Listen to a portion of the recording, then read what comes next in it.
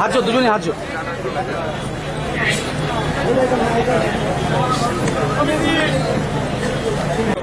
একটু মাথা দি দাদা একটু মাথা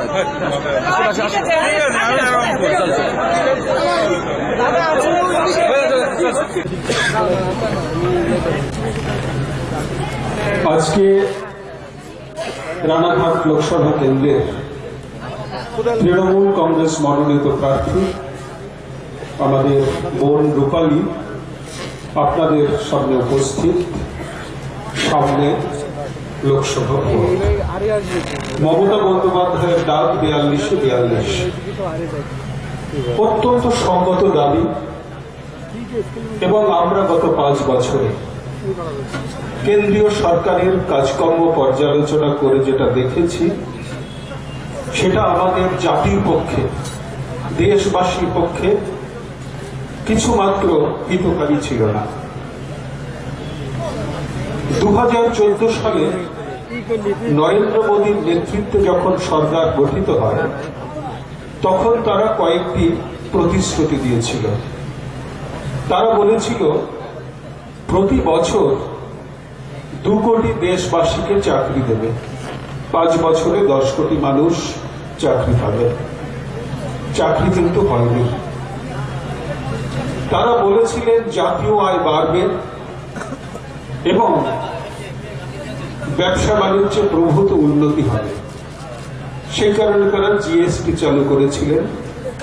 দুর্ভাগ্যের বিষয়, জিএসটি লাগু হওয়ার পরে আমাদের ক্ষুদ্র এবং মাঝারি শিল্পের সঙ্গে জড়িত ব্যবসায়ীরা চরমভাবে ক্ষতিগ্রস্ত করে। তারা নিজেদের কালো টাকা সাদা করার জন্য ডিমনিটাইজেশন করেছিলেন। ফলাফল অত্যন্ত হতাশজনক এবং কিছু মাত্র লাভ হয়নি। উল্টে প্রায় 150 মানুষ ব্যাংকের লাইনে দাঁড়িয়ে, রাস্তায়, হাসপাতালে, বিভিন্ন জায়গায় মারা গিয়েছে। 15 লাখ টাকা বিদেশ থেকে এনে দেবেন বলেছিলেন, প্রত্যেকটি ভারতবাসীর পকেটে দিতে পারেন। নরেন্দ্র মোদীর নেতৃত্বে এনডিএ সরকার যা যা প্রতিশ্রুতি দিয়েছিল তার কোনোটি তারা পালন করতে পারেনি এবং সম্পূর্ণরূপে তারা ব্যর্থ। এই ব্যর্থতার দায় তারা ছেড়ে ফেলবার জন্য নির্বাচনের প্রাক্কালে 2টি কাণ্ড ঘটিয়েছেন। একটি কাণ্ড হচ্ছে পুলওয়ামায় 42 জন সিআরপিএফ জওয়ানের হত্যাকাণ্ড। আমি হত্যাকাণ্ড এই কারণে বলবো যে যদি আমরা দেশের জওয়ানদের ভালোবাসি তাহলে তাদের নিরাপত্তা দেওয়া আমাদের প্রাথমিক কর্তব্য ছিল। যখন তারা শ্রীনগরের দিকে রওনা হল, যথেষ্ট পরিমাণে নিরাপত্তা ছিল না এবং তাদের নিরাপত্তা যদি তারা নিশ্চিত করতে চাইতো আমার কেন্দ্রীয় সরকার, তাহলে তাদের হেলিকপ্টারে শ্রীনগরে পাঠানো উচিত ছিল। কিন্তু তারা খুব সুচতুরভাবে এই 42 জন জওয়ানকে হত্যা করে তাদের রক্তে হোলি খেলে ভারতবাসীর মনকে অন্যভাবে ভাবিত করে তোলার চেষ্টা করেছে যে তারাই একমাত্র ভারতের দেশপ্রেমিক, ভারত মাতার সন্তান, অন্য কেউ নয়। আপনাদের বলি, আমরা সবাই দেশকে ভালোবাসি। যে সুদীপ বিশ্বাস সেই নৃশংস হত্যাকাণ্ডের শিকার, সে আমার নদিয়া জেলার মানুষ। পশ্চিমবঙ্গ থেকে 2 জন হতভাগ্য সিআরপিএফ জওয়ান নিহত হয়েছে। আমরা আমাদের জওয়ানদের, আমরা আমাদের প্রতিরক্ষার সঙ্গে জড়িত যারা তাদের ভালোবাসি, দেশবাসীকে ভালোবাসি। দেশপ্রেমের ঠিকাদারি করবার দায়িত্ব বিজেপি যদি নিজের কাঁধে নিয়ে নেয় তার দায় আমাদের নয়। আমরা দেশের জন্য 24 ঘন্টায় থাকি, দেশের মানুষের জন্য সবসময় চিন্তিত থাকি।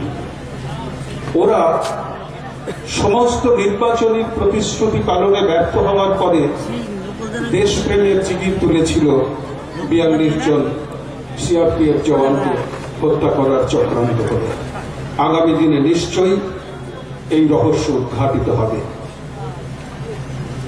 এবার তারা চেষ্টা করবে কি করে সম্প্রদায়ের মধ্যে বিভেদ তৈরি করা যায়, দুটি সম্প্রদায়ের মধ্যে বিভেদ তৈরি কি করে করা যায়, সাম্প্রদায়িক উত্তেজনা কি করে ছড়ানো যায়, তার চেষ্টা তারা করবে। অতএব যারা সচেতন ভারতবাসী, যারা মমতা বন্দ্যোপাধ্যায়কে ভালোবাসেন, তৃণমূল কংগ্রেসের সঙ্গে যাদের নারীর যোগ, আসুন সচেতন হই, সংবেদনশীল হই এবং লক্ষ্য করি মমতা বন্দ্যোপাধ্যায় বিগত প্রায় 8 বছর ধরে রাজ্যবাসীকে যে উপহার দিয়েছেন, উন্নয়নের ডালি যেভাবে সাজিয়ে তুলেছেন, তাকে আরো সুযোগ দিতে হবে, তাকে সুযোগ দিতে হবে। এবং সেই সুযোগ দেওয়ার জন্যই মমতা বন্দ্যোপাধ্যায় ডাক দিয়েছেন 42 আমার রাজ্যে 10 কোটি মানুষ, সারা ভারতবর্ষে 130 কোটি মানুষ, রাজ্যের বাইরে বসবাস করেন 120 কোটি মানুষ। যদি আমার রাজ্যের 10 কোটি মানুষ মমতা বন্দ্যোপাধ্যায়ের উন্নয়নের ছোঁয়া পান, বাকি ভারতের 120 কোটি মানুষ তারাও তো দাবি করতে পারেন উন্নয়ন। আমরা তাদের বঞ্চিত করতে চাই না। সেই কারণে আপনাদের সকলের উপস্থিতিতে 19 জানুয়ারির ব্রিগেড মহাসমাবেশ, আপনারা জানেন 19টি দলের শীর্ষস্থানীয় নেতৃত্ব সেখানে ছিলেন, সারা ভারতবর্ষের সমস্ত বিরোধী নেতৃত্ব সেখানে ছিলেন। তারা এক বাক্যে স্বীকার করে নিয়েছেন, দেশের যদি কেউ নেতা হওয়ার যোগ্য হয় তিনি মমতা বন্দ্যোপাধ্যায়, মানুষের সঙ্গে যিনি থাকেন তিনি মমতা বন্দ্যোপাধ্যায়। মমতা বন্দ্যোপাধ্যায় তার প্রমাণ দিয়েছেন বারবার।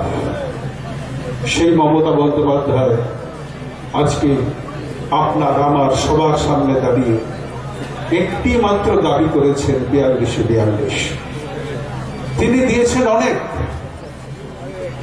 যখন একটি সন্তানের জন্ম হয়নি, প্রসূতি মাকে হাসপাতালে নিয়ে যেতে হবে, নিশ্চয় যাদের মাধ্যমে মমতা বন্দ্যোপাধ্যায় প্রসূতি মাকে হাসপাতালে পাঠানোর ব্যবস্থা করেছে।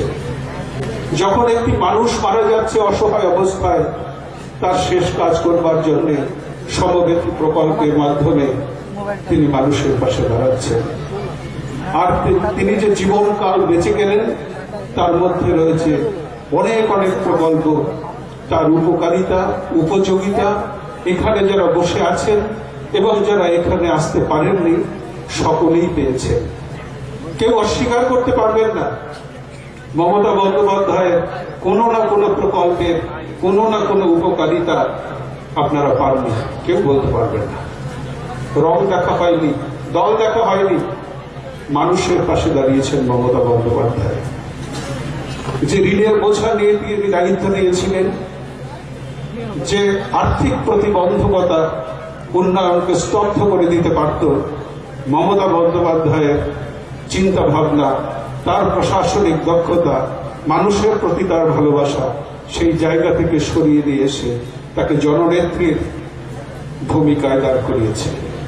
তিনি কাজ করেছেন, মানুষের আশীর্বাদ পেয়েছেন, এত কাজ করেছেন যেটা আমার স্বাধীনতার পরে 70 বছরে কখনো সম্ভব হয়নি, মানুষ দেখতে পায়নি।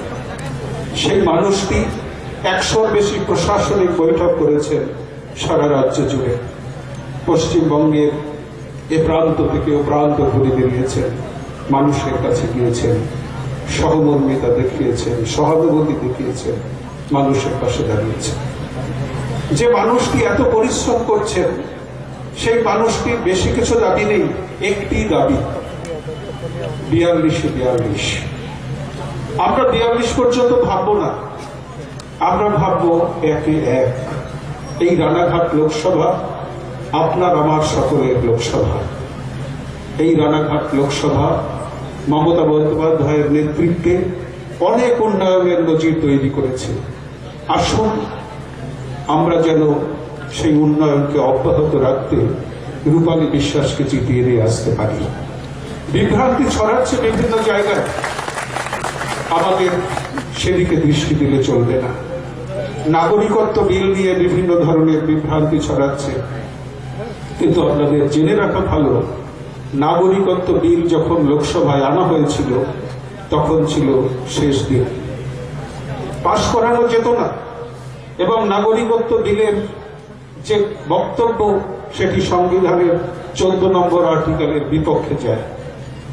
ওরা মানুষকে টোপ দিয়ে হিন্দু ভাবাবেগকে উস্কে দেওয়ার জন্য এই বিল লোকসভায় পেশ করেছিল, পাশ করবার জন্য করেনি।